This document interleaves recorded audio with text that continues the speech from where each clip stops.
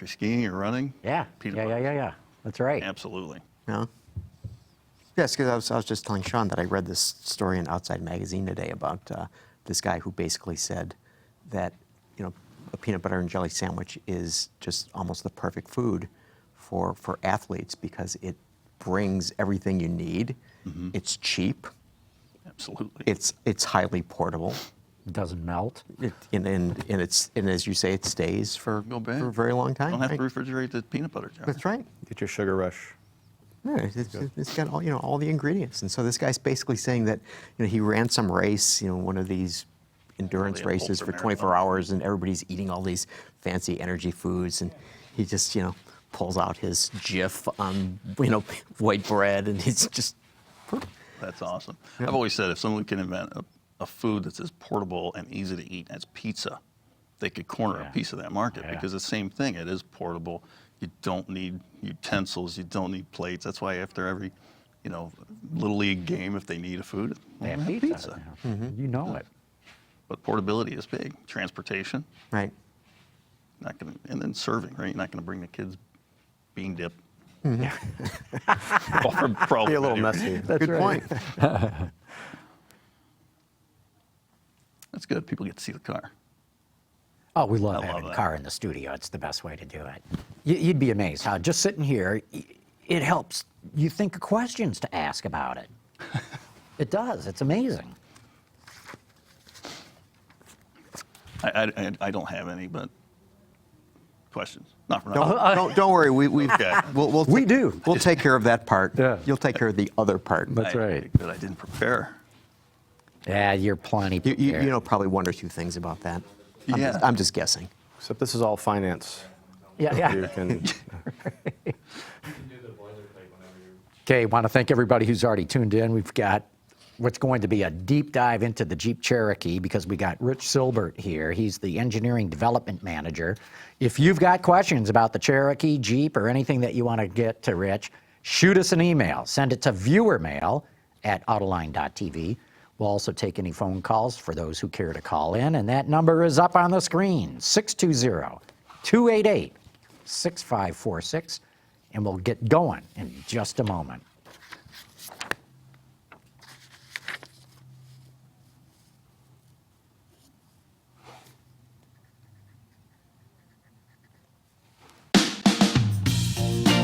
Watch Autoline After Hours live at Autoline.tv every Thursday at 3 p.m. Eastern Time. That's 12 p.m. Pacific.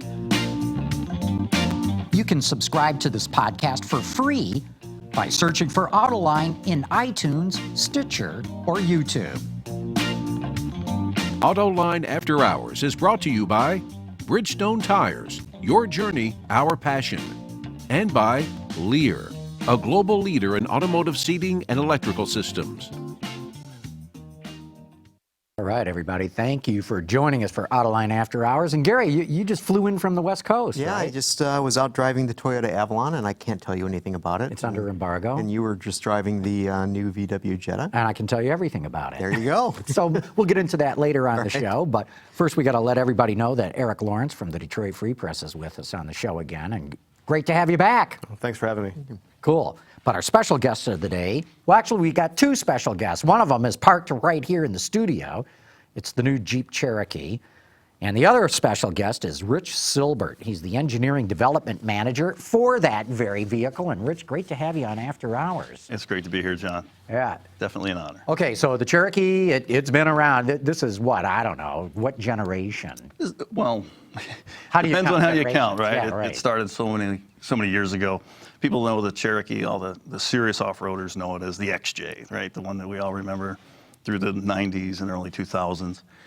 Bringing it back in 2014 as the long-running nameplate, we received some comment about that, but in our mind, this new Cherokee, this second generation. Okay.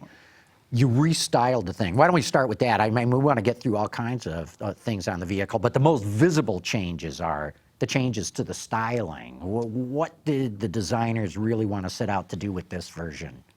Well, it's always been on the outside of the Jeep family. Never had the styling that we see in the rest of the stable. So they wanted to rein it back in as a sort of a common theme. So you'll notice the front still has the 7-slot grille with the grillettes, the waterfall hood, which we think really pays homage to the previous original Cherokees that had that style of hood and grille. But one of the number one feedback items we received was headlamp performance. So we had to integrate the high performance headlamps in the right location. So previous generation had the unique characteristic daytime running lamp, and then it had a separate headlamp, which was a little lower than your normal car on the road in this segment, and then fog lamps as an option. So we've integrated the DRL and the headlamp, and they're bireflector LEDs, so great performance across the whole line, not an option. Every car gets them, they're in the right location, and I gotta tell you, the performance is astounding. It's fantastic. So the 2014 model was basically what some might argue was the avant-garde Jeep. It had a look that was not characteristic. And so you guys are basically saying, okay, there are a lot of Jeep people who really like the vehicle, but maybe are a little polarized by the way it looks, and so let's sort of reel this back in a bit and do a different front fascia for the car? Yeah, I think that's pretty good summation. We always say that it was polarizing at the debut. There's no question. But I like the word avant-garde. I think that's appropriate for it. It was this sort of wedgy front end, it long and protruded, so we shrunk it back, pushed it back, maintained that flat front, but it's shorter. And we were able to maintain the same aerodynamics with that styling. The front, I think, is probably the biggest takeaway. People see it. We were able to maintain the aluminum hood design, although we've extended it to come over the headlamps, very similar to the other Jeeps in the family, which is one of the delineators from the previous model. When we moved to the liftgate, though, I think the rear styling is much improved as well, and I think our customers will see that. We have taken the license plate from what is basically like a bumper, if you will, and moved it up into the liftgate to properly display it. And because it's an international vehicle, we need to accommodate all those plates, whether it's Japan or your standard European rectangle, or the Japan is an odd one because it's very tall but rectangular. But again, pardon me, LED tail lamps. We have a different light signature that encompasses all the lamps. We've gone to an amber turn for the North American market, which somewhat of a safety feature and somewhat of a preference. I'm all for amber turn signals. Boy, I think that helps a lot. I agree. But it's all nestled in with what we call the Jeep light bar. So your lamps are right in the middle of the lift gate. The release is there. There's also a passive lock for passive entry equipped vehicles, and that's it's a composite lift gate. So away from the previous steel, a big weight savings and a great styling enhancement for the car. And that has hands-free capability as well, doesn't it? It does. It does. And how do you do that? Do you kick your foot under it, or you magically wave at it, or You just say your walk- name 3 times Yeah. fast. and turn around in a circle? As long as you have the fob in your presence, the antennas recognize it, and you just dip your foot under and back, and it will recognize it, and it will open. It will also close. So it'll sound a different, not at the same time, but when you go to close it, it will sound a different tone, a triple beep, if you will, and then it will close as well. Hands-free? Hands-free. Same motion. Yes. Yeah. And there's a small pause so you can do the motion and pull back and not, contact the lift gate. So I understand why you'd have a composite liftgate to reduce mass back there, because, if somebody has to manually do it, you want it to be as light as possible. Why an aluminum hood? What does that do for you? Again, it's mass. Definitely, it's a huge mass savings. We're seeing it across other models. You even see it on trucks as well. But also corrosion. It's nice to people get a scratch in their hood, they're not going to see the steel oxidation. So it's nicer. They're lighter to handle, lighter on the car. Anything we could do. Fuel economy was a huge push with this vehicle. And anywhere we could pull out weight. One of the items that we really focused on was tire rolling resistance, but then aerodynamics as well. But we were able to get a lot of improvements in our tire rolling resistance, especially on our 17-inch tires, without sacrificing performance. And that it was a challenge, and you know, we always discuss all-weather capability. For Jeep, it's very important. So we do test in every season, and they had to live up to what the previous tire did. And we were able to achieve, you know, double-digit percentage improvements on some of those tires. What were some of the things you had to do? That's a great topic to get into, going with lower rolling resistance, but not giving up any performance. Is it in the tire itself or the Yeah. suspension or what? Absolutely in the tire, but it's a system. There's a great book of the tire as a suspension component, and it is, and that whole system works together. The tire is a spring, a damper, but yeah, we also, the way your mass distribution works, we removed a lot of mass from the car, and most of it was from the rear. So when we assess the tire, we could assess it because it fit on our previous model. We could do the initial assessment, and then once we moved into building prototype vehicles, we could test it with the new suspension characteristics.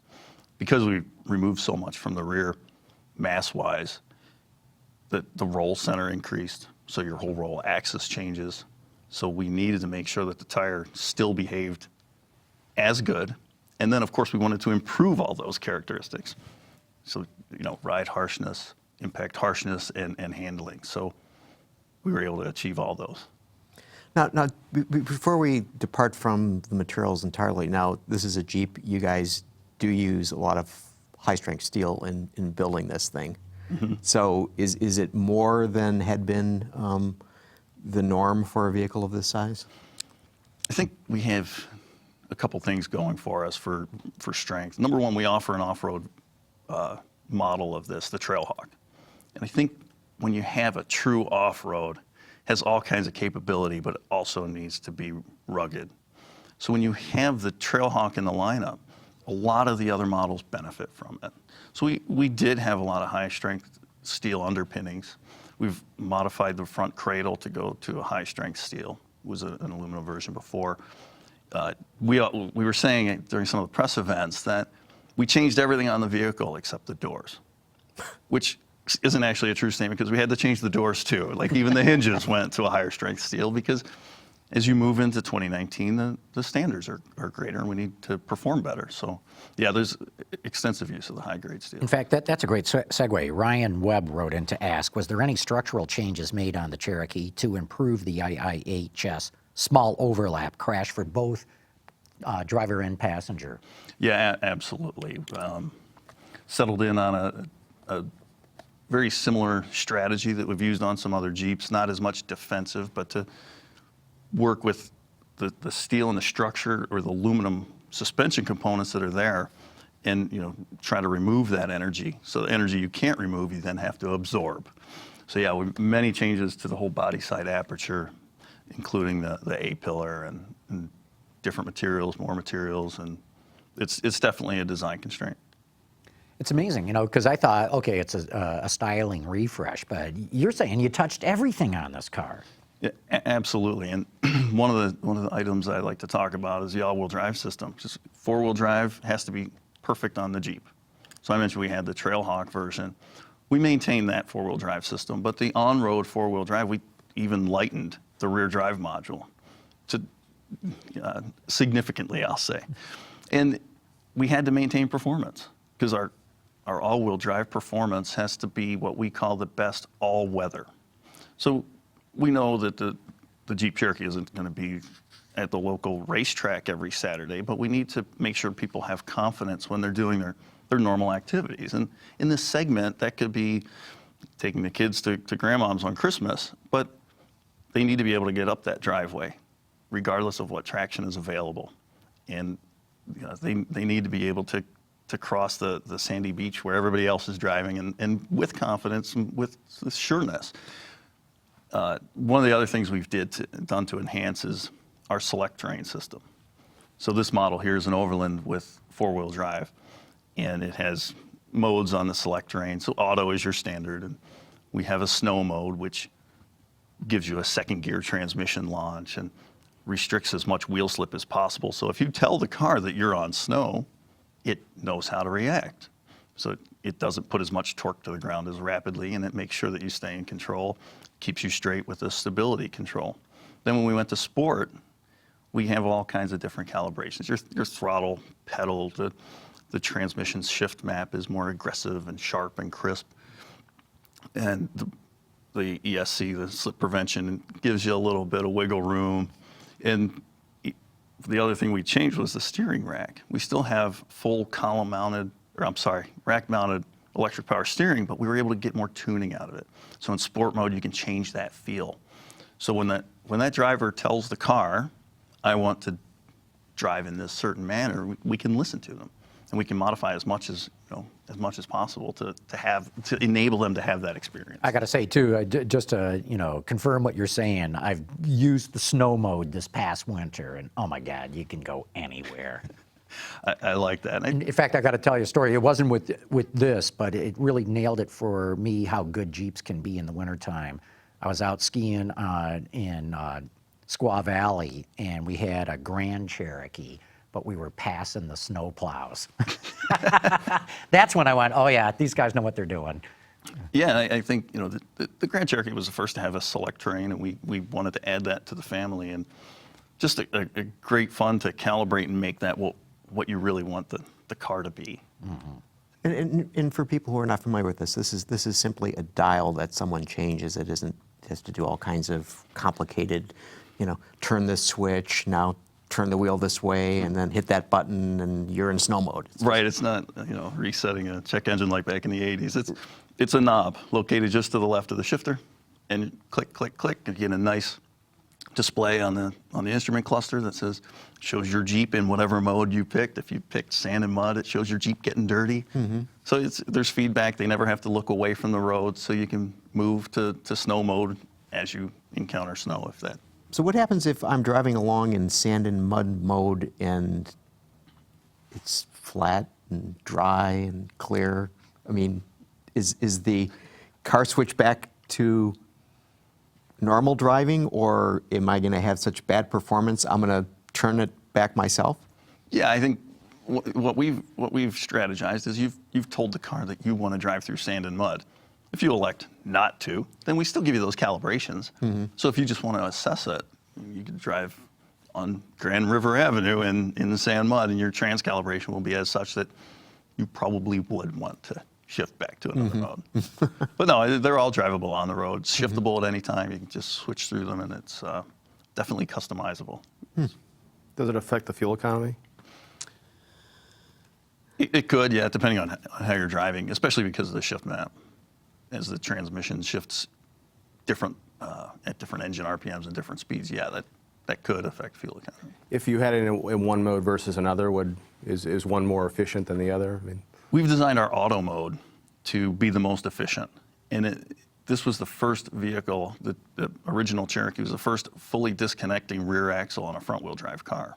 So when you're in auto mode, it senses other things that you don't tell it, and it will engage and disengage the four-wheel drive system automatically. You'll never know it. We don't provide a feedback for that, because if you do anything that would tell it to shift to four-wheel drive, like if you go to any terrain mode, if you turn ESC off, we enable it. So things like that, or if it senses slip, we'll make sure that you're in four-wheel drive. Okay, so you guys, you changed the styling, you worked on reducing mass, improving aerodynamics, you worked on the all-wheel drive. What else? One of the biggest areas that we got a lot of customer feedback was cargo.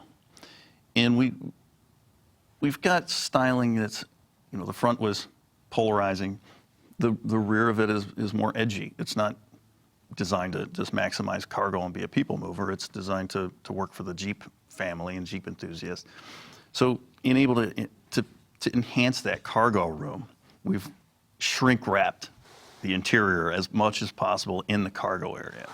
So it sucked things back. We had some other items that were used for storage that people really weren't taking advantage of. So what we found— Pockets and that sort of thing? there was a bar that you could purchase some accessories for, but people weren't using it. And what we found is people did like the pockets. They liked the cubbies, as we called them. And so we designed an interior that always has two of those. So people can put their Armor All, or the thing of wipes and cleaners, or I've seen people have baby products in their spare diaper and the stuff they need for the emergency change, because people use cars in a certain manner, and we have to enable that. The other item we have on most of the models is a customizable load floor, and we were able to get 4 cubic feet out of this without changing the rear architecture. That's a lot. Yeah, and some of that is part of the movable load floor, which it doesn't seem a lot. You're moving it a few inches, but it does enable you to drop it down, and it helps to contain because now you have a full wall around it. So if you're using it for shopping bags or going marketing, things aren't sliding as much and they stay contained. They're not going to wind up elsewhere in the car. I'm sorry. Now, you guys have a new turbocharged engine available for this vehicle. I'm surprised you didn't mention that before the cargo. Well, I thought we'd leave that for the end. Oh, It's like the coup de grace. Yeah, we've maintained the 2.4 liter 4-cylinder, and we've maintained our 3.2 liter V6 because we know customers desire that. The 2 liter turbo has been a sheer blast to be there for the development and the integration into this car. It really gives you the efficiency of the 4-cylinder and better performance than our V6. Like our 0 to 60 times are a few tenths better. It's I assess things mostly on drivability. The 2 liter turbo puts out 400 newton meters of torque, 295 foot-pounds. Does this have the e-torque system on it? No, we didn't go to that extent. We wanted to maintain this architecture. Everything else we could touch, but packaging all those things on the front of an engine is a challenge with front-wheel drive. And 400 newton meters, for those who don't talk newton meters, that's roughly 400 foot-pounds of torque? 295 foot-pounds. Okay, so almost 300 Yeah. foot-pounds. Foot-pounds, yes. And I like the round newton meter. No. Yeah, it feels confident. It definitely has power, has torque all the way through, right? Your power is a function of speed, but that torque comes on very early. And you can feel that. When we look at torque curves, they're at wide open throttle. I don't tend to drive at wide open throttle all that often, at least not for long, right? And the nice thing is drivability. So if you're driving at a certain speed and maybe you want to merge onto a freeway that's a faster speed, you're going to get into the throttle to accelerate the car. Well, the engine now can generate that power you need at a lower RPM. And in the end, when you're not boosting the engine as much, you get great fuel economy. So that's where we see a lot of the gains. so is the Tiger Shark the one that has the best fuel economy? So, Eric is concerned with where he's going to get that best return on his gasoline dollar. Is that where? In our front-wheel drive application, the Tiger Shark and the 2 liter both get 31 miles per gallon. Oh, So but we know people like the Tiger Shark. They may or may not want a turbo, and it keeps your price point lower. So we still want to offer that as our value option. That turbo's built downriver. Yes, it is. Yeah. Hey, hold on, just hold that thought. We got a lot more to talk about. Jeep, we've got a lot of questions from the audience, but first, we got to give a shout out to our good friends at Lear.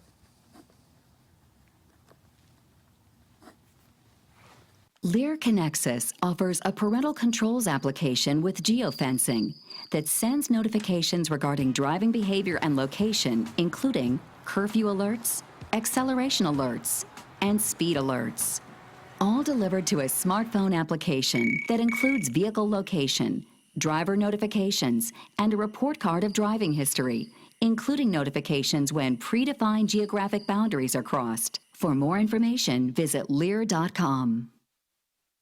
All right, we're back talking all about the new Jeep Cherokee with Rich Silbert, who's helped develop this vehicle.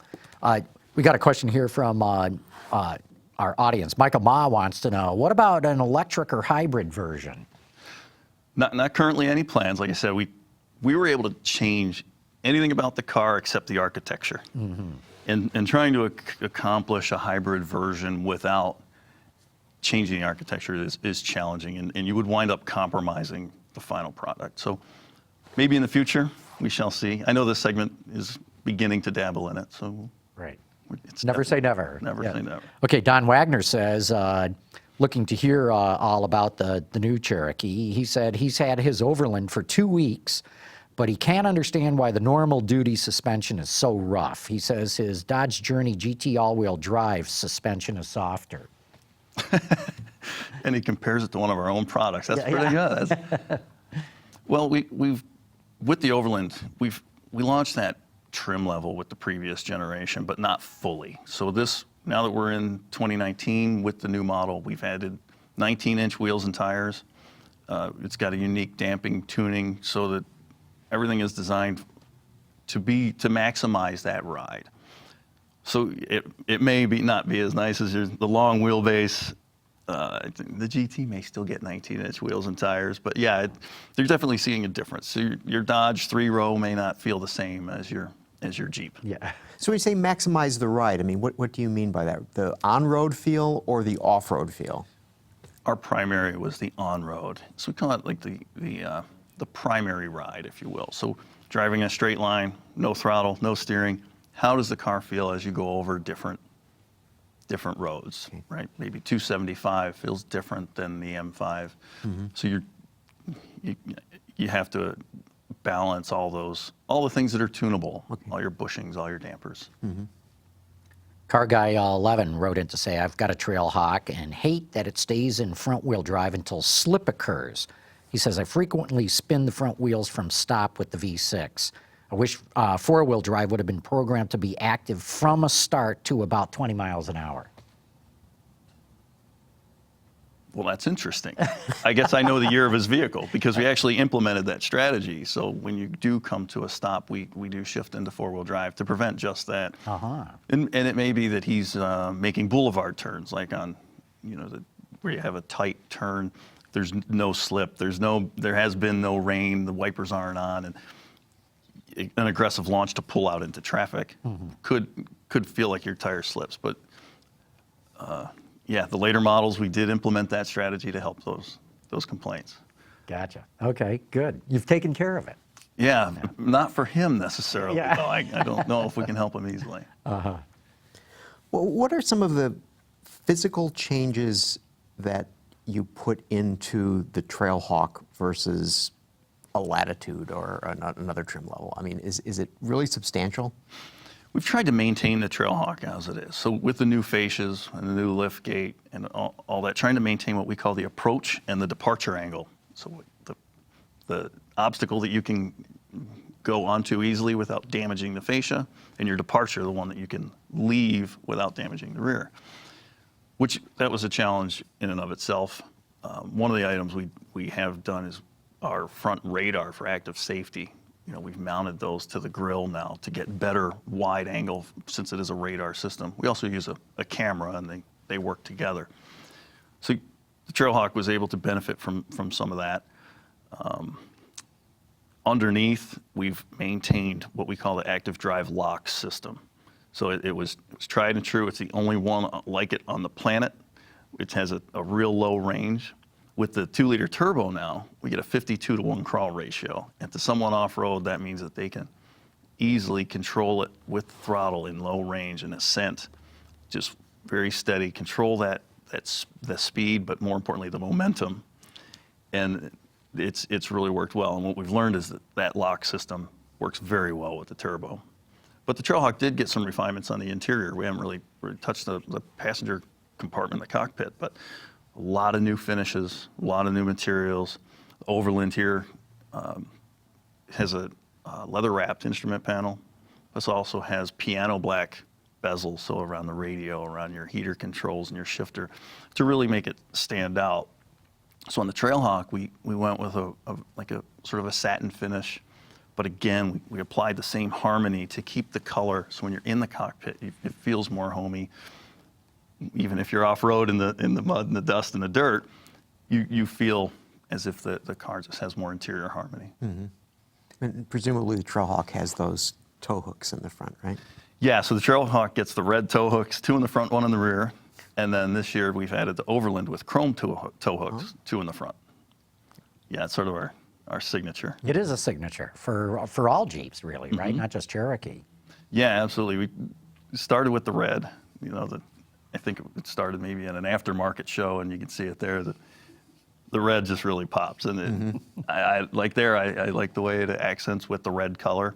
I also like to see it against the white. So it's definitely one of our. And they work, right? Absolutely. Yeah. We upgrade the bumper beams. We test them to a certain weight rating so that they can be used for recovery. Yeah, absolutely functional. Just not show, it's also go. Yeah, so when you're driving and you see your competitors that need to get out of the ditch, it's always good to help them. That's the right answer. Hey, we got a phone call in here for you. Carmen, let's bring that in.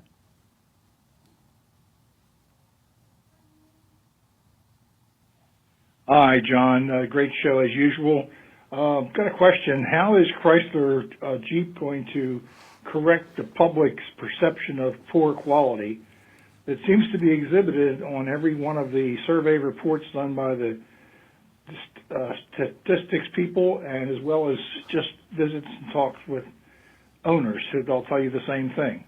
How is Jeep going to change that to make their future better? Great. Thanks for that Thank you. question. Good show. Yeah, that's a great question because we know that the vehicles have to be quality, they have to be durable, and they have to be reliable. And we've been working at it. There's no question. We've insourced everything. You had mentioned that the engine, the 2-liter turbo, is made right downriver. So we're controlling. We build the majority of our engines.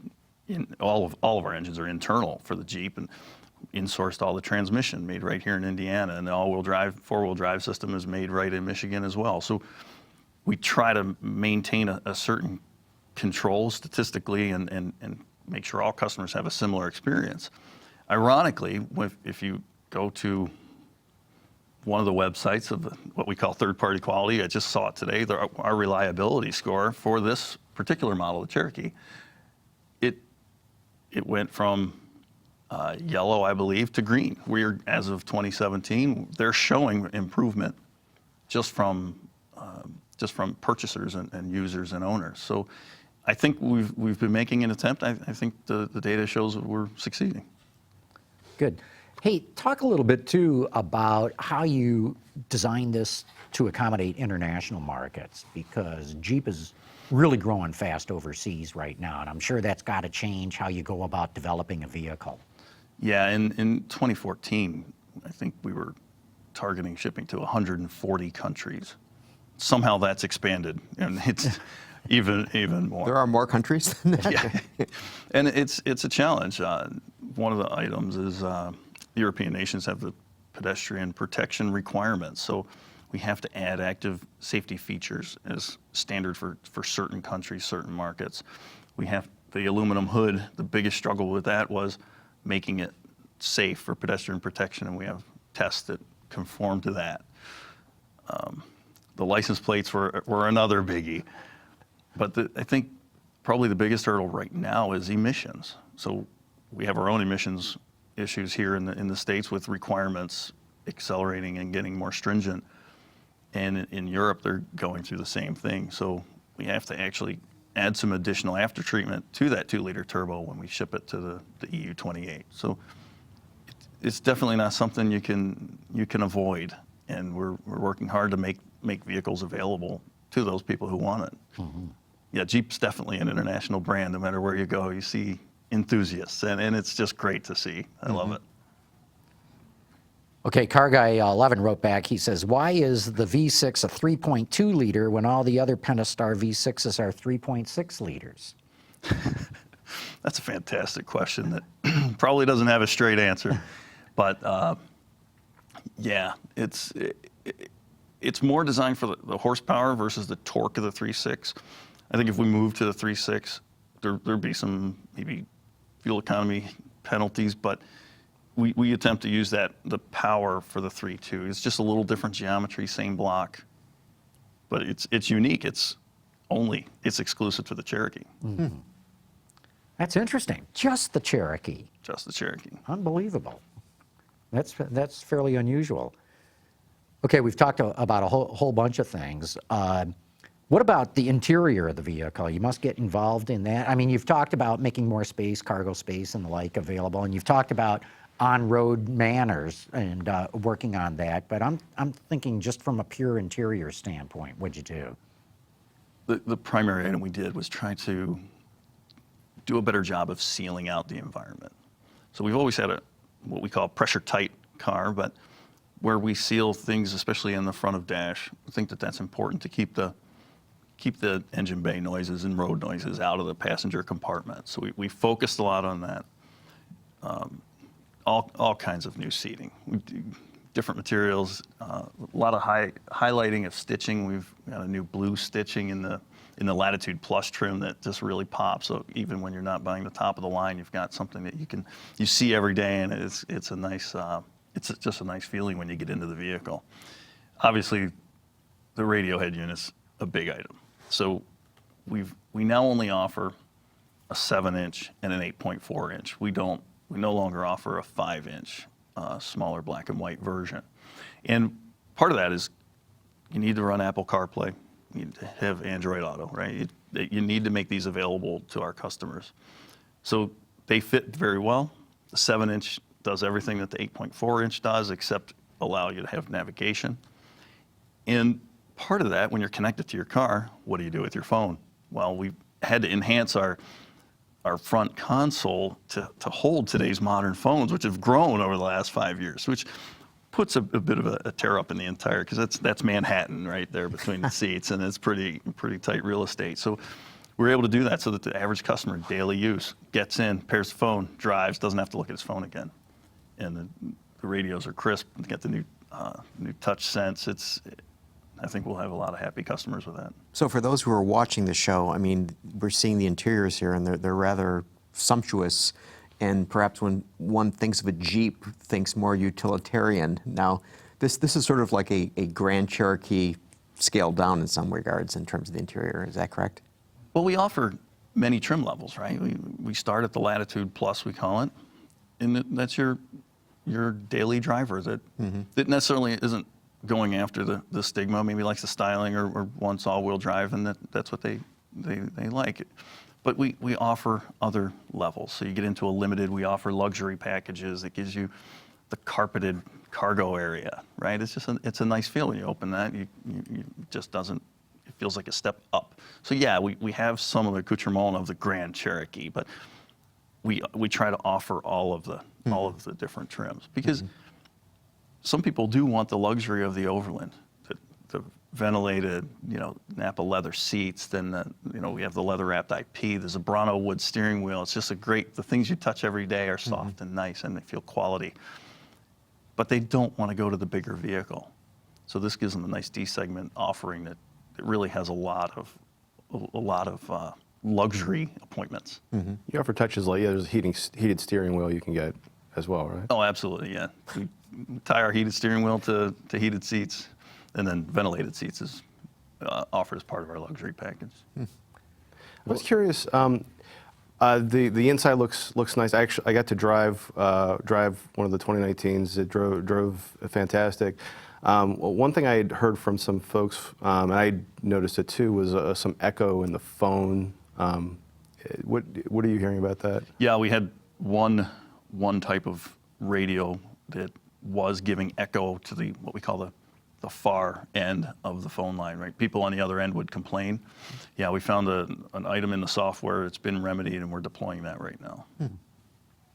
It's amazing, yeah. What you have to go through to develop a car today. Yeah. Yeah, from tires to software glitches that affect the phone on the other end. Absolutely, and the electronics is always, in all the industry, all the automakers, electronics is a big one, because again, it's something that the driver touches and feels and uses every day. And it has to work. Absolutely. Well, we're going to have to wrap this segment up now, but Rich Silbert, thanks so much for coming on. And we'd be remiss to not point out to the audience, this thing in the market now is red hot. I mean, it is just flying off the dealer lots. I want to say sales were up 57% last month, year over year. It was a huge number. And I know that's probably comparing to a weak spot from a year ago, but nonetheless, you created something that people absolutely want to have. That's the goal. Yeah. It's been fun, but it's great to see them on the road. Real good. Well, Rich, thanks so much for coming on After Hours. It's been great having both you and the Cherokee in the studio. Thank you, John. Thanks. We'll be right back, but first we're going to have a quick break from our great sponsor, Bridgestone. have to get going, we understand. Okay, we're back. And this is the part of the show for Dr. Data. Okay, now, Eric, you remember what this is when I throw out something that has something to do with a number. Now, they've been getting a little more exotic of late, but John's been guessing them regularly, so I'll ask you. So Gary's making them harder and harder. No, I'm just making them more eclectic. But there is a number involved. So I figured at Try some not to point. embarrass myself. Trust me, you won't. So there's more and more electric vehicles. There are. And one of the challenges that I think that automakers are going to be facing as we're going into this electrical future is the fact that the materials that are required to make electric motors and batteries are not the usual materials that they've been used to sourcing. I mean, we just talked about aluminum, and we talked about high-strength steel, and we talked about composites. I mean, yeah, they're pretty good at stuff like that. So, but there's another material that is some argue might be in short supply. So Katie, could you bring up the first slide, please? Okay, so I want to ask you guys, what once contained lithium? What would be something that would be a user of this material that is also important? Oh, you mean like a product? It's a that product, contained- a product that contained lithium. It's like a prescription drug or a... That's a true answer. So let's drill down a little more. Katie, bring up the next slide here. This is what it was. It was bib label lithiated lemon lime soda. So Is this Sprite or... Yeah, I have no... you have no idea. Okay. So that was also known as, and the answer is 7-Up. See, I had to get a number in there. Yeah. 7-Up. It is a number, that's for sure. So 7-Up had a lot of lithium in it. That was one of the ingredients of lithium, and it used to, as you were saying, that lithium is used as a prescription drug, and so just much as Coca-Cola originally Had cocaine. this had lithium, and so this So there's no more lithium in 7-Up? no. Okay. They decided to take it out, I think. Yeah, And, well, so now because Elon is going up. and Elon Musk needs it. Yeah, that's right. We stock Gotta up give on it to 7-Up Elon. and... Yeah. Boy, I just noticed, while I was sitting here, I'd had this thing that I thought we would talk about, but news has broken like 10 minutes before the show. What? Matthias Müller is no longer the chairman at Oh, yeah, VW. yeah. Herbert Diess. Yeah, no, we reported that yesterday, I think. It was not official yet. Well, They it were was because their board of management meeting is actually tomorrow, but I find it surprising that they announced it this afternoon. Yeah. Well, or in Germany this evening. It was Volkswagen that leaked it anyway. It wasn't like some other media or analyst leak. It was Volkswagen going, we're thinking about it. And the most telling comment was, and I'm paraphrasing, these are not the exact words, but Herr Müller is mostly on board with this decision. Showed his general willingness to contribute to the changes. Okay. That's General willingness to contribute to the changes. Okay, so, all right. Arm twisting there. So this poor guy, Mueller, has not poor guy. oh, come on. He dealt with all the slings and arrows related to the diesel scandal, right? Yeah, he didn't handle it very well. in But my he had to opinion. handle it. Yeah. So why gone now? Because I think the board, and especially a German board, didn't want to look like it was caving into some sort of public pressure. So you wait until, everything's over and done with. $30 billion later, the company's back to making near record or absolutely record profits. And now you chop the guy's head off. So everything's blown over, and we can move on, new chapter. Well, look, Mueller, remember, he's the guy who came to the U.S. It was at the Detroit Auto Show a year or two ago, and he said to, a handful of reporters, no, we didn't do anything wrong at all. And that blew up in his face big time. And, there's a feeling in Volkswagen that it was the corporate culture that not only allowed people to cheat, but probably encouraged them to cheat. And you've got this, 11 different brands, including everything from Ducati to MAN trucks and everything in between. And they're all going off and doing their own thing. And there's some feel, I still am, have a tremendous amount of respect for Volkswagen and AG and what it does. But I think there was the feeling that, look, we need a corporate culture change. We got to bring these 11 various different brands under some sort of control. And Mr. Müller was not the guy to do that. He grew up in the system. You need an outsider, and Dice or Dice or Dice. however you pronounce his name, came from BMW, and he was with some analyst company before that, and he's been at various companies.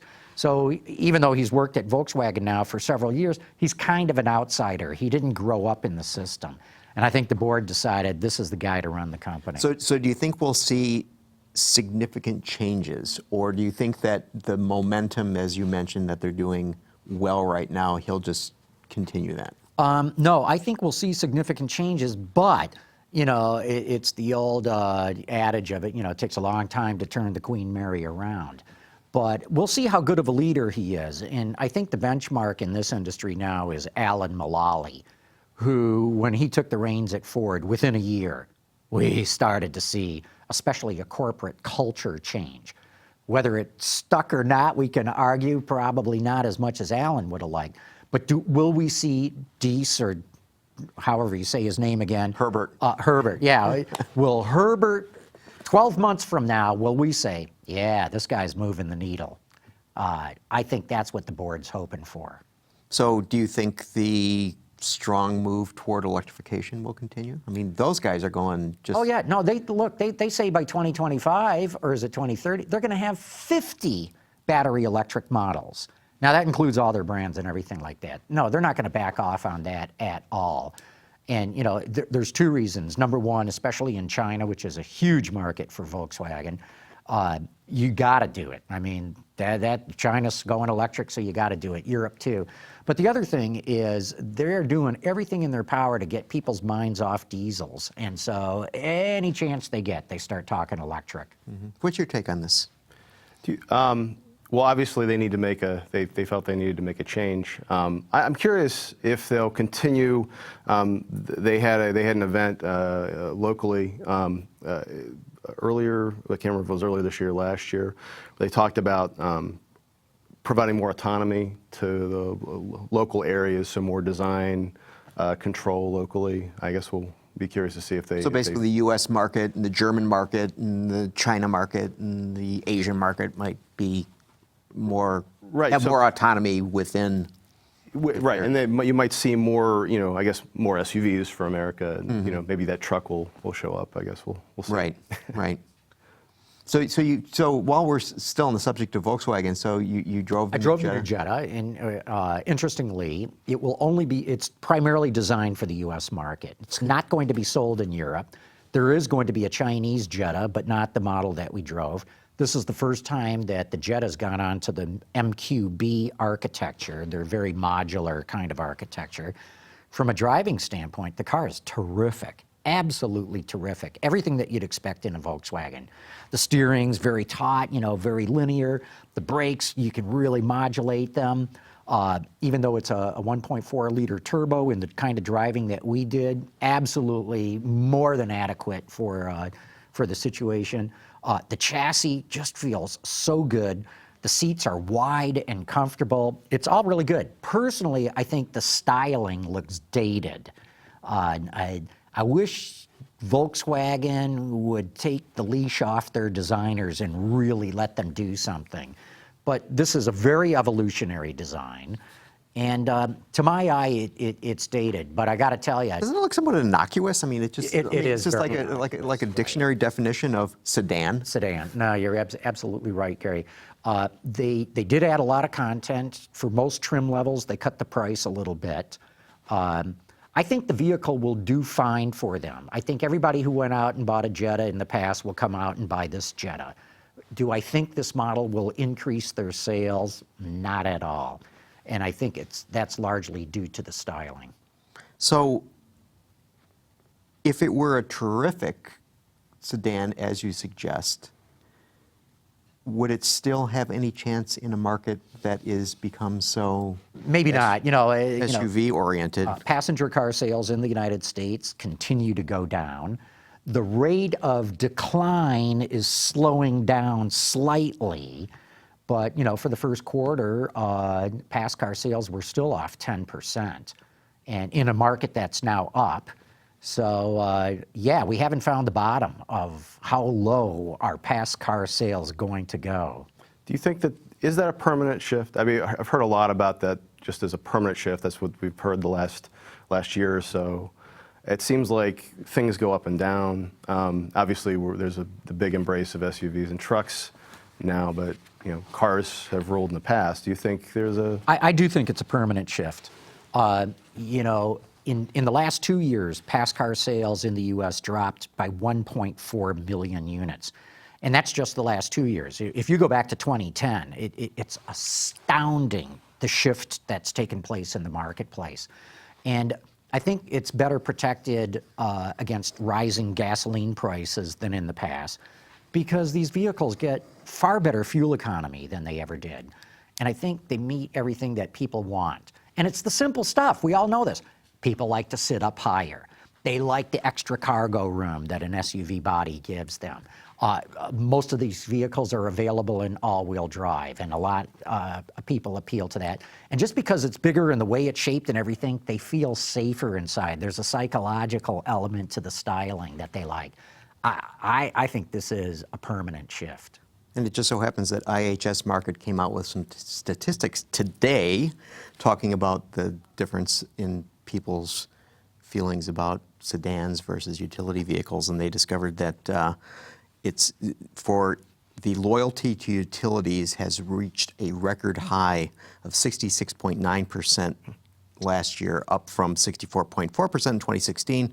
And if you look at sedan loyalty, it's fallen to 47.7%, down 8.5 percentage points. So, I mean, they're just seeing that people are really embracing these things and not wanting to leave. So I think that, while there may have been some fluctuation in past years, we may be seeing something of a permanent shift here. And it's not just the American market. The U.S. market is leading the charge, so to speak. We're seeing the same thing happen in China and to a degree in Europe as well. I'm not going to say passenger cars are going to go away entirely. I mean, there's still something like 5.5 million of them sold just in this market.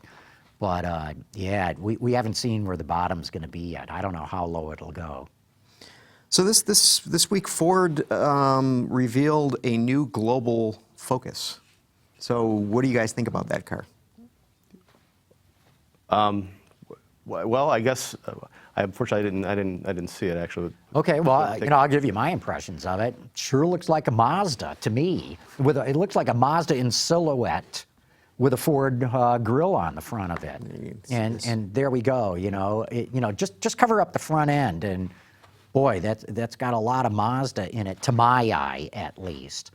And the C-pillar looks a little bit like an Infiniti. I was just going to say that, Gary. No, you're absolutely right. It's almost got that Hofmeister kink that Infiniti ripped off a BMW. It's a more handsome-looking car than what they've got out there now. But let's face it, the car they got out there now is old in the tooth. Almost anything was going to look fresher than that.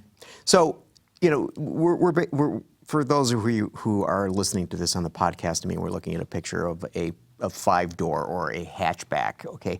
We're not looking at a sedan. Now, it used to be that in the U.S. market, hatchbacks were poison. Now it seems that hatchbacks are the thing, especially when you get down into C-segment cars and below. So my question to you guys is this going to be a vehicle that will be wildly successful in Europe, wildly successful in China, and wildly underwhelming in the U.S. market? Yeah, no, I totally agree. I don't think it has much of a chance in the U.S. market. Just because of what we were talking about. It's not a reflection on the car. Cars have a problem. Look at the Honda Accord. Completely redesigned. We voted it as the North American Car of the Year. Absolutely fantastic. The best Honda Accord yet. Sales are down 20%, and they have a 102-day supply of the things.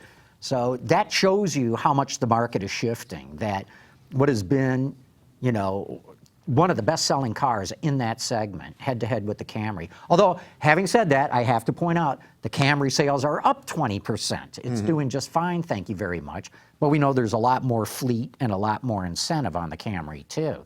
So that's one way that Toyota's keeping that propped up. But again, coming back to the Accord, the fact that it has dropped so much, when it's so much of a better car, tells you how much the market is walking away from sedans. Ford continued to invest in hatchback. Some other car makers backed away, right? So Ford has kept up, and that's an area that they've identified as being something to hold on to, right? I think they might be doing that, like more on a global basis, because as John was saying, that that car was so old they needed to do something. But that they have announced that they're shifting what is like $7 billion from product development from cars over to utilities and trucks as they're trying And electrics. to reconfigure their footprint and to really. Well, look, they've also said they're going to cut, I can't remember the number off the top of my head, how many billions of dollars in product development. They're going to get efficiencies, $4 billion. And you got to invest all this as a car company now in autonomy and mobility and electrified and blah, blah, blah. The fastest way to get that money is kill off a bunch of slow-selling passenger cars. Don't put more money back into them. Put it into the stuff where you can make some money. What do you think it will take to push electrics in this country? Is it just more offerings?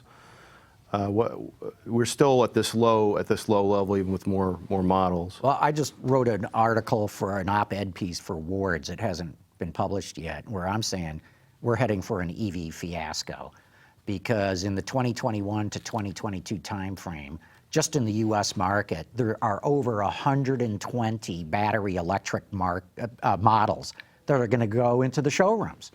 And, right now today, all electrics put together, there's a dozen models available, sell 0.6% of all car sales. So in 4 years' time, we're going to go from 12 models to 120 plus. I just don't see the customers there for them. All right, devil's advocate time. Yeah, go ahead. Okay, so let's think about the electric models that are out there now. By any metric we want to use, except for profitability, Tesla's wildly successful. Yes. Do you agree? Yes, I would. I would. And the styling of its cars, by and large, are Top notch. top-notch, right? Now, let's look at some of the other offerings that are electric vehicles out there. And the same can't be said of these things, Yeah. right? I mean, okay, then you have the other issue of, okay, so just take, I don't know, like we'll take the iMEV out of this thing, the Mitsubishi, because that thing is just such a It's junk. I don't even think they bizarro sell it world thing. anymore. But, so my point is that in terms of the U.S. market, there really aren't a whole lot of desirable electric vehicles out there. Look, because I- they're shoving, they're sticking batteries into existing cars. So, Not the we're Chevy Bolt. Not the And Chevy Bolt, I but like the that's- Chevy Bolt a lot. And the Chevy Bolt sales compared to the Chevy Volt sales are Twice as high. they're Easily. and- That's some of that cannibalizing, though. It could be. It could be, but I mean, my point is that, okay, so instead of having an existing car, so you could buy, we were talking about Ford, so I don't want to pick on Ford, but let's just talk about Ford for, so you can buy a Ford Fusion Energy, right? Or is it the Focus that has? It's the Focus Okay, that's the all battery electric, right? right? Yeah. So basically, you're taking an existing car and Right. saying, okay, now this is going to be an electrified car. Bolt, what do? We're going to design a purpose-built architecture for this vehicle, and its sales going up. So it seems to me that if we're going to put on the market cars that are designed to be electric cars rather than cars that were designed to be internally combustion engine cars, that you may have more demand than this puny amount. Oh, I think demand will go up, but I think it's going to stall out at 3% of the market. And I'm saying this because if you look at the total green car segment, which I define as hybrids, plug-in hybrids, and pure battery electrics, they're 3% of the market. 8 years ago, they were 3% of the market. So the segment has not grown. And when you look at sales of electric cars, they're growing strong. Plug-in hybrids are growing even stronger, but hybrid sales are going down, and hybrids still outsell the other two by a wide margin. So when you look at the total segment, it's not growing. And what's happening, if I read the data right, are people are coming out of their Priuses and saying, I want a plug-in, or I want a battery electric. But it's the same 3% of the market. And I don't see it growing at all. Okay, isn't it possible that, I mean, given the fact that we're going to see virtually every car that has an internal combustion engine getting electrified, right. that suddenly makes it a hybrid, right? Sure, absolutely. So when you go to, your local Buick dealer, you're going to end up buying a hybrid whether you know it or not. No, that's exactly right. And so that segment's going to grow because of that. People are not even knowing. And that's why I asked when we were talking about the Cherokee, does that have the e-torque? Because that's a 48-volt hybrid. But brilliantly, they're not marketing it as a hybrid. They're marketing it as, hey, you get extra torque, which I think is brilliant because the market has spoken. People do not want hybrids. They'll take a car that does everything that they want, and if you don't tell them it's a hybrid, they'll take it. If you tell them it's a hybrid, you just nailed that thing to the showroom floor. It's not going to sell. And I only say that because we've had hybrids for almost 20 years now, and we're still talking about 3% of the market with all those cars. It hasn't grown. It's the same people who want to make that statement, I drive a hybrid / plug-in / battery electric. I'm doing my part for the planet. But 97% of the market has shown they don't want to make that statement. Okay, so segueing a little bit here, you guys reported on Daily that it's going to be 7 years until the aforementioned Bolt is going to be redesigned. Well, yeah, and what we should have said is before it's completely redesigned and goes on a new platform, I'm sure they're going to do styling refreshes. And in fact, maybe the Cruise AV, which is really just an autonomous version, is maybe pointing the way of where some of that styling is going to go. But yeah, and I think this gets back to our discussion here. Everybody is losing tons of money on every electric car they sell. And so here's General Motors that thought this thing with the Bolt was even going to sell in higher numbers than it did. You got to pay off the tooling. You have to.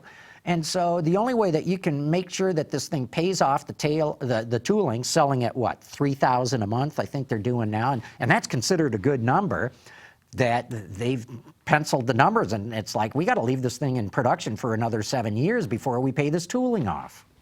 So does that hurt it then down the road? So does the 3,000 go to 2,700 to 2,600 to 2,500? No, because styling can help a lot, and I think the car looks fine. But that's one of the big critiques of the car is it's not sexy like the Tesla Model 3 is sexy. But at least you can get it, right? But at least you can. Great point, Eric. So I think there are things that they can do, but look at what the market has told us about hybrids. The vast majority of people don't want them. There's no range anxiety. You don't have to think about plugging it in. You don't have to worry about infrastructure. And the sales are dead in the water. In fact, they're going down every month right now. And so the hardest thing to change in the marketplace is consumer behavior, perception and behavior. And consumers today still don't understand hybrids. They don't want them. I'm telling you, they'd be buying them. But if they pour the money into the kind of advertising that just rolling out, like Fiat Chrysler must roll out at the Super Bowl, that's got to, Well, here's my counter to that, because bit. that's raised a lot, and I'm glad you raised that issue. How much advertising does Tesla do? Zero. None whatsoever. The best kind is word of mouth, right? Yeah. Okay. Yeah. And look how much media, and we the media, coverage we've devoted to the Leaf and the Bolt, and you name any other electric car out there. We in the media have given disproportionate coverage to those vehicles. And I'll give you one final example, then I'll let you guys talk. Ford comes out with the EcoSport. They don't tell anybody about it. There's no media drives. There's no articles about it. They do zero advertising, and right out of the box, that thing sold 2,500 the first month. I think it's over 3,000 right now. Nobody knows about it, but the consumer found the product. Without anyone telling them about it, the consumer has found the product, and I'll bet sales go up even more. So when I hear a lot of EV advocates say, well, they don't advertise those things, those are my arguments. Okay, so now we get to talk. So while I can't talk about the Avalon, the existing Avalon, much to my surprise, has a hybrid version. 15% of sales. And now, okay, this is a car I didn't even know existed, right? So, I mean, that ain't bad for that, 15%. I mean, not that they sell very many, Avalons at all, but that said, you know, there's a certain percentage. Look at the RAV4 hybrid. Selling, they can't keep them in stock. Yeah. Okay, so But that's people coming out of their Priuses going into those RAV4 hybrids, and that's why the segment's not growing. But isn't it familiarity, though? People who know them, they're comfortable with them. They seem like this foreign concept for people who've never seen them. I drove the Pacifica hybrid, Right. and it's got a lot of punch for that type It's a of vehicle. fantastic vehicle. Yeah. I'm not saying that these they should vehicles just are bad. rip the tags off them and weld the hood shut and say, here, right. buy this. This version gets you X miles per gallon. This version gets you Y miles per gallon. Take your pick. Yeah. No, look, I like electric cars. I really do. I should say I love electric cars. The ones I've driven, I really like. And I've driven them all, really. But I just don't see them catching on to the point to absorb these 120 models that are going to hit the market in 4 years' time. I just don't see the demand coming in that time. The cream will rise to the top. Well, it will. And look, you know, long term, I believe we are going to go fully electric. I believe the public, sometime around 2030, will start to warmly embrace these vehicles. But I think it's going to take that long before it happens. What do you think about it in terms of automotive cycles? That's really not that long. No, it's not. You're right, in terms of automotive cycles. But here's the difference. Everybody's losing big amounts of money. Tesla's losing the most. You know, Tesla would be long gone and out of business, except for the fact that if Elon Musk needs $2 billion, he can make a few phone calls this afternoon and get it. Other than that, Tesla would have been extinguished years ago, because you can't go on, most car companies can't go on and lose that kind of money. They'll make it up on the Model Y. Do you see there's any danger for Tesla? You think they're I think they're in survive? deep trouble, deep trouble, because I've never seen a new model launch of the Model 3. I've never seen a new model launch botched as badly as this has been. It is an absolute, total fiasco. And it's nothing that can be resolved quickly. This is a design of the vehicle problem and a design of the manufacturing process problem. It's not like, oh, if we reprogram the robot this way, or if we go to this supplier instead. No, there's none of that. These are fundamental, baked-in problems that they blew in designing the vehicle and the process. So why do you think that was? Do you think it was arrogance, or just not really? There's a knowing? variety of things. There's no one issue. But, you know, look, from a mechanical standpoint, the cars are not that great. From an electronics standpoint, they're brilliant. This is a company that's never built cars. This is a company that's building cars in Silicon Valley, which is great at electronics. And the other thing, to your point, Eric, is you're right. They rushed this car to market. They didn't do prototypes. They didn't do tooling tryouts with their suppliers. They skipped a lot of processes that everybody else would use in a rush to get production out to meet Elon's promise of building 5,000 and then soon 10,000 cars every single week. And if you pencil the numbers at that point, you go, oh my God, this company's going to make a lot of money. The stock price goes up. So to keep the stock price up, he overpromised, and now they're paying the price for it. I got to drive a Model 3 last week. Unfortunately, it was inside the Mandalay Bay Convention Center, but so we got to go about like 3 miles per hour. But I've driven one a little bit better conditions. 4 than miles per that. hour? Well, no, it was maybe 45. I think it's a great car. I think it's a fantastic car. I think they're really moving the needle in terms of design and technology. but they're losing horrific amounts of money on every single one, and that's just not sustainable. They're pushing everybody else too, I guess, a little bit, right? Well, they are, but again, when it comes to electronics, and it's stunning to me how Tesla has had these over-the-air update capabilities, and I mean in everything, you know, from powertrain to the sound system. You can do updates over the air, and no one has caught up to that. And they've been doing this for what, 8 years now or better? Although I suspect that no one is doing that. The traditional guys are not doing that for the same reason that traditional guys have a belt and suspenders approach to developing vehicles and making sure that things are dead nuts on before they launch. Just as it's been sort of a loosey-goosey approach to, like, let's build these cars in Fremont and let's, you know, do these wacky things that traditional car makers wouldn't do. Traditional car makers are saying, wait a minute, we want to be 100% sure that there's no hacking going on. We want to be 100% sure that this update fully loads into a vehicle and doesn't partially load. And they're just being very cautious. I bet every single one of them could do it right now. I don't think they could, and I'll tell you why. And here's what I see going on. Number one, their whole dealer body is going, whoa, whoa, whoa, whoa, whoa, factory. What do you mean you're going to let all this stuff be done over the air? We need people coming into our service space. That's where we make our money. We don't make them selling the cars that you ship to us. We make our money in financing them and servicing them, and then hopefully reselling them again when they come back. So if you take that service aspect around, you guys better watch out. We're going to collapse. So there's that issue going on. The second issue is my limited understanding, not being an engineer, is you have to design an electronic architecture throughout the entire vehicle to be able to do over-the-air updates. It's not like you just stick a modem in there and now you can update everything.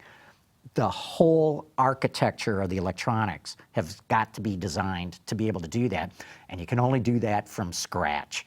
So if you've already got an electronic architecture out there and you're going to make this leap to what Tesla's done, and guess what? You're going to have to spread it across your entire lineup of vehicles. It takes a decade to do that.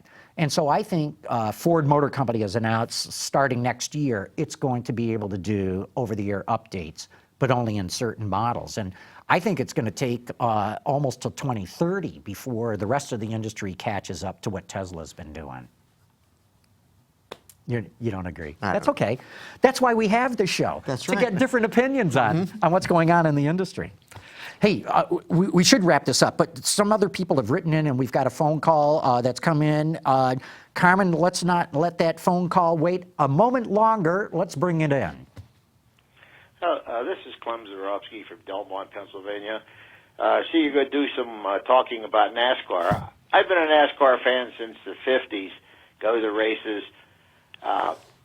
Nowadays, the drivers, they run and hide from the fans. They jump on their helicopter as soon as the race is over and beat it out of town.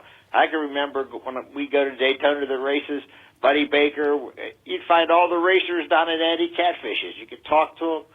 These guys run and hide from the fans. No wonder the fans are leaving. Thank you. Yeah, no, thanks for that input, Clem. There's no question about it. You know, I would say that's not just motor racing. It's probably true of most sports today's. I mean, you know, the athletes are multi-millionaires, and you know, and some fans can get real nasty too, and there's security issues and all that. But I agree with your point. The more you can connect the athlete, whether it's a race car driver or whatever, with the fans, the better. Yeah, I think you're absolutely right. That the culture of celebrity is such that you've got to be very cautious regarding accessibility. Let's put it that way. Yeah. So some guy doesn't take a pop at you for beating his favorite driver. Okay, and a few other comments that came in. We'll wrap the show up very quickly after this. But Servo Waffles 101 says, "Don't understand who would pick a Jetta over a Golf." Well, a Jetta is a Golf with a trunk on it. That's the only difference. Charles Grunchy says, "Stodgy comes to mind on the styling of the Jetta." Yeah, I would go with that. And Right Knight said, bring back a rear-drive, rear-engine Beetle using a North American version of the Porsche 2-liter and 2.5-liter flat fours. Yeah, good luck. And he's got a smiley face with a wink on it, Yeah, so I think yeah. he knows. Great idea. That's never going to go anywhere. Yeah, that's right. Well, with that, we should wrap this show up. But Eric, thanks so much for coming on. You can read Eric Lawrence's articles in the Detroit Free Press, freep.com. And great to have you on the show again. Great, thanks a lot. Yeah. Nice to be here. And Gary, always good to see you, and let's do it again next week. Okay, let's do that. I want to thank all of you for having tuned in. Autoline After Hours is brought to you by Bridgestone Tires, your journey, our passion, and by Lear, a global leader in automotive seating and electrical systems. Visit our website, Autoline.tv, where you can watch us live Thursday afternoons. Get your daily fix with Autoline Daily and in-depth analysis and interviews with Autoline This Week. There's all that and much more at Autoline.tv.